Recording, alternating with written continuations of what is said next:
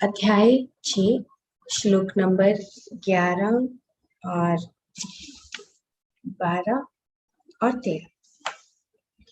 ये 3 श्लोक ऐसे हैं गीता के कि जिसमें जो हम ध्यान कर रहे हैं इसका पूरा सार इन 3 श्लोकों में आप सुनेंगे।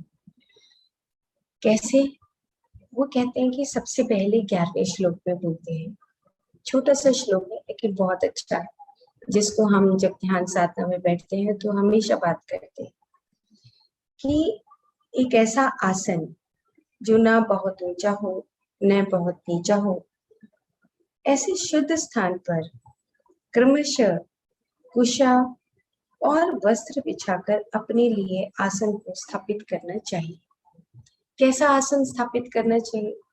जो ना ऊंचा हो और ना ही नीचा हो।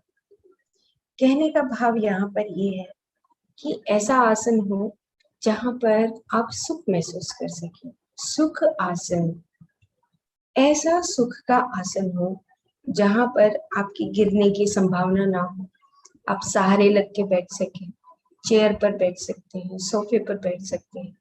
तो यहाँ पर उस टाइम में भी भगवान श्री कृष्ण जब अर्जुन को बता रहे हैं तो वो यही बता रहे कि ऐसा आसन चुनो ध्यान के लिए जहां पर तुम स्थिरम सुखम आसन हो। आप स्थिरता से बैठ जाओ। स्थिरम सुखम, सुख से। सुख कौन सा? कि जब आप अपने शरीरों को आराम से देख सको, अपने स्थूल शरीर को, सूक्ष्म शरीरों को जब आप आराम से देख सकते हो तो स्थिरम सुखम आसनम। आप जितने अच्छे तरीके से स्थिर होंगे उतना ही आपकी ध्यान साधना अधिक गहराई से लगेगी। तो स्थिरम सुखम आसनम, ये इस श्लोक का भाव यहाँ पर बताया गया। अब अगला श्लोक चलते हैं। अब अगले श्लोक में वो क्या बोलते हैं? कहते हैं कि सुख आसन में बैठकर सारी इंद्रियों और मन को स्वाधीन करके अंतःकरण शुद्धि के लिए एकाग्रता के साथ ध्यान योग साधना करना है। अब वो कहते हैं आप बैठ तो गए हैं, ठीक है, आप सुख आसन में बैठ गए और स्थिर रहने वाला आसन में आप बैठकर सुख पूर्वक सुविधा पूर्वक स्थिरता से आप अपने सुख पूर्वक रहने की विधि को सीख लिया है। उसके पश्चात इंद्रियों को, मन को सांसारिक विषयों से दूर कर मन को एकाग्र कर ध्यान योग का अभ्यास करना चाहिए, ध्यान साधना करना चाहिए। उसके लिए श्वास पर ध्यान देना चाहिए। तो ये जो 12वां श्लोक है इसमें बताया गया है कि जब आप सुख आसन में बैठ जाते हैं, सुख आसन में बैठने के बाद आप अपने मन और इंद्रियों को अगर संयमित करना चाहते हैं और मन को शून्य करना चाहते हैं तो आपको श्वास पर ध्यान देना चाहिए। तो श्वास पर ध्यान देना चाहिए यानी जो हमने पिछले अध्याय में पढ़ा था कि आप यहाँ पर सिर्फ देखते हुए दोनों बाहों के बीच में वहां पर आपका सांस आ रहा है और जा रहा है। अब इसको और भी सूक्ष्मता से बताया है कि तुम क्या समझते हो जब साधारण गीता हम पढ़ते हैं और हम जब आध्यात्मिक तरीके से गीता पढ़ते हैं तो उन दोनों में डिफ्रेंशिएट करके यहाँ पर बताया गया है कि केवल सांस पर ही ध्यान देना चाहिए, ध्यान देते रहना चाहिए। बीच बीच में अगर कुछ संसारिक विचार आने पर भी फिर से आप अपने ध्यान को श्वास पर ही वापस लौटा देना चाहिए, वापस मोड़ देना चाहिए। अब क्या होगा कि धीरे धीरे जैसे विचार आते रहेंगे फिर से हम वापस श्वास पर जाते रहेंगे तो हमारा मन शून्यता की तरफ जाने लगेगा। पहले श्लोक में बोला सुख में आसन, दूसरे श्लोक में बताया सुख में प्राणायाम कि जब आप अपने सांसों के साथ रहते हैं तो आप मन और अपने इंद्रियों को संयमित कर पाते हैं। उसके बाद सरलता से विचार रहित मन की स्थिति में पहुंचते हैं और निर्विचार निरामय स्थिति में पहुंचते हैं। कई जन्मों के दुष्कर्मों के कारण अंतरंग जो है विशेष रूप से अशुद्ध होता है। अंतरंग मतलब जो हमारा प्राण में कोश है।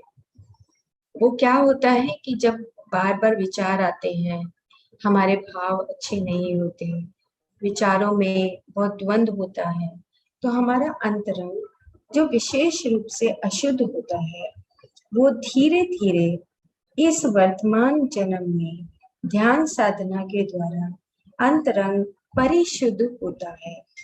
बहुत सारे श्लोकों में शुरू में अब कौन सा शब्द लगा दिया, परिशुद्ध, यानी कि बहुत विशेषता लिए हुए शुद्धता आने लगती है। अंत में जैसे परिणाम कि अंत आ जाना, कैसे परिशुद्ध, यानी कि आप लगातार जब श्वास की साधना करते हैं, ध्यान साधना करते हैं, तो आप 100% शुद्ध हो जाते हैं। ये भाव इस श्लोक का है। और इसके साथ जो तीसरा श्लोक है छठे अध्याय का 13वां, यानी कि 11वां 12वां 13वां, ये तीनों श्लोक इतने इम्पोर्टेंट हैं कि पूरी गीता इसमें समा सकती है। तीसरा श्लोक क्या है, बस एक उसमें शब्द आपको याद रखना है, समम काया शिरो ग्रीवम। ये श्लोक की शुरुआत है। अब आप देखेंगे कि समम काया, काया बोला है शरीर को, काया शिरो ग्रीवम, ग्रीवा मतलब गला और शिरो मतलब सिर। अब वो ये कहते हैं कि तुम इन तीनों को शरीर के रूप में मत देखो। भगवान कृष्ण अर्जुन को ये बता रहे कि समम काया शिरो ग्रीवम, शरीर, गला, सिर को सीधे अचल स्थिर रखकर दिशाओं को ना देखते हुए नासिकाग्र पर दृष्टि रखनी चाहिए। अब इसको हम थोड़ा सा और सूक्ष्म शरीर की बात समझकर इसको, इस श्लोक को समझें। वो कहते हैं जहां तक हो सके अधिक समय तक स्थिरता में बैठ सकते हैं, उसी स्थिति में बैठें और अपनी सांसों को आते हुए जाते हुए देखें। इधर उधर दिशाओं को देखने से एकाग्रता स्थिर नहीं होती, इसलिए मन जैसे इंद्रियों के पीछे भागता है, इसलिए दोनों आंखों को बंद करना चाहिए। तो आंखें बंद हो गई, सांस का आना जाना शुरू हो गया। अब उसके बाद क्या होगा, उसके पश्चात नासिकाग्र पर दृष्टि रख ली। नासिकाग्र अर्थात दोनों बाहों के बीच का भूमध्य का भाग। फिर समम काया शिरोग्रीवा का वास्तविक अर्थ अब हम जानते हैं। कैसे? काया मतलब कर्म। अब ये बहुत इंपॉर्टेंट बात है कि अब हम सूक्ष्म शरीर की बात कर रहे हैं। काया यहाँ पर कर्म को बताया है। कौन सा कर्म? आपके जो हाथों से कर्म करते हैं, पैरों से जो कर्म करते हैं, अपने मुंह से जो कर्म करते हैं, उस कर्म की बात यहाँ पर बताई गई। काया शिर यानी कि आपका ब्रेन, शिर मतलब आपके विचार, और ग्रीवम आपकी वाणी। तो 3 हो गया कि आपके विचार, आपकी वाणी और आपका पूरे शरीर से जो कर्म आप करते हैं, इन तीनों का समन्वय, इन तीनों को समान रूप से रखना ही आपका ध्यान साधना है। ये बहुत इंपॉर्टेंट श्लोक है, छठे अध्याय का 13वां श्लोक। वो कहते हैं कि समम काया शिरोग्रीवम, अर्थात आप अपने कर्म, अपने विचार, अपने वाक यानी कि अपनी वाणी, इन तीनों को सम करना चाहिए। इसी को त्रिकरण शुद्धि कहा गया है।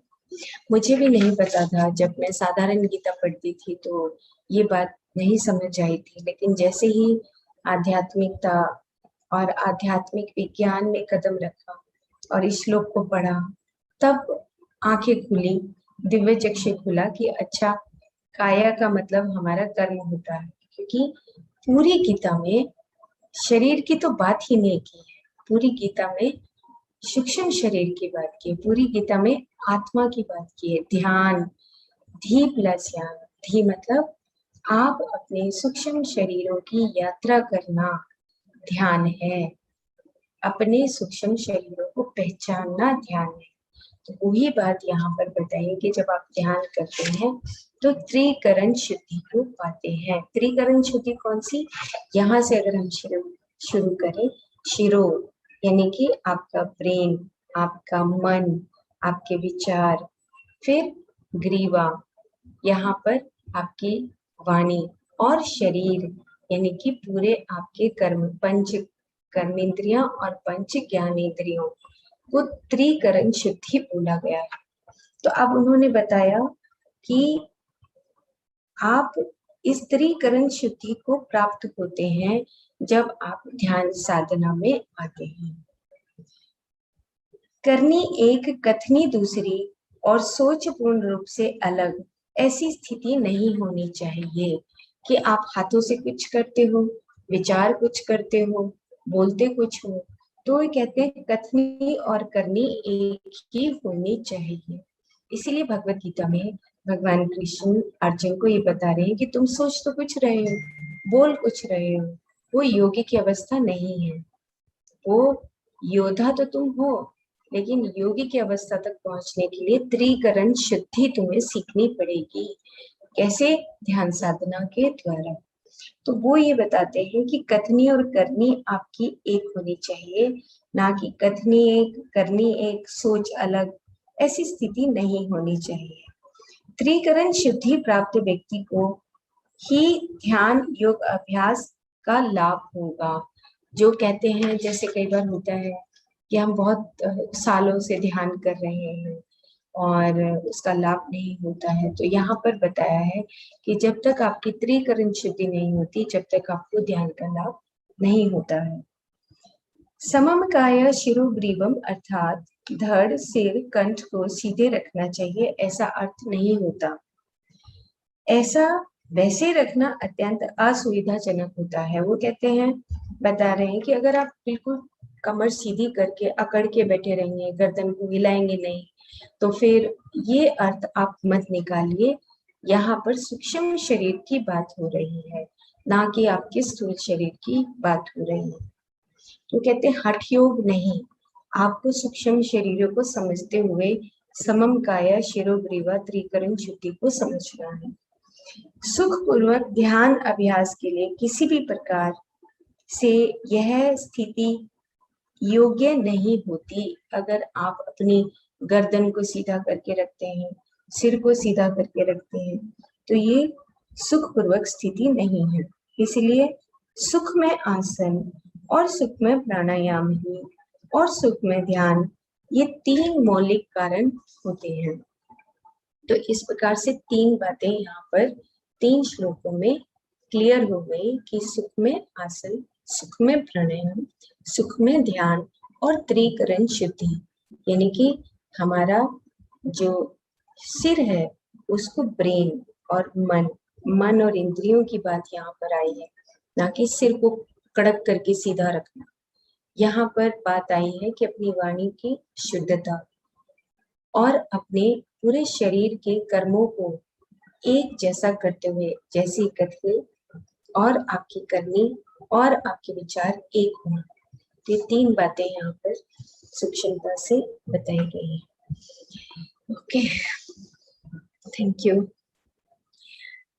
आप नेचर में जाइए, एंजॉय करिए, और शाम को हमारा रिकॉर्डेड सेशन रहेगा, और साथ में आपको अपना साइलेंस का एक समय चुनना है, ताकि हम 40 डेज के बाद जब हम इवनिंग में मिले तो आपकी डायरी मेंटेन हो, और 2-3 डेज तक हम ये चर्चा करेंगे कि साइलेंस में बैठने से हमें किस तरह का लाभ हुआ, साइलेंस में बैठने से मेरे को किस तरह के अनुभव हुए, साइलेंस में बैठने से मैं मौन को कैसे सीख पाई, साइलेंस में बैठने से मेरा जो अनकॉन्शियस माइंड है, जहाँ पर मैंने बहुत सारी चीजें भरी हुई हैं, वो चीजों को मैं कैसे निकाल पाई। ये सारी बातें हम 40 डेज के बाद करेंगे। तो माय डियर फ्रेंड्स, मैं आपसे रिक्वेस्ट करती हूँ कि 1 घंटा साइलेंस में आपको 40 डेज तक निकालना है।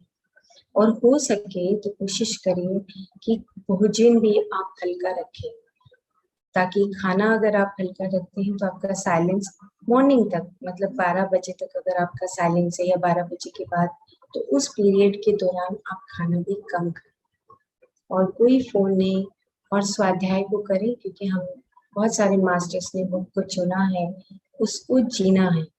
जैसे अभी त्रिकरण शुद्धि की बात हुई है, तो उसको रिपीट करते हुए सुनिए और उसको रिपीट करते हुए अपने अंदर धारण कीजिए। हरियाणा देश हमारा, जहाँ सारा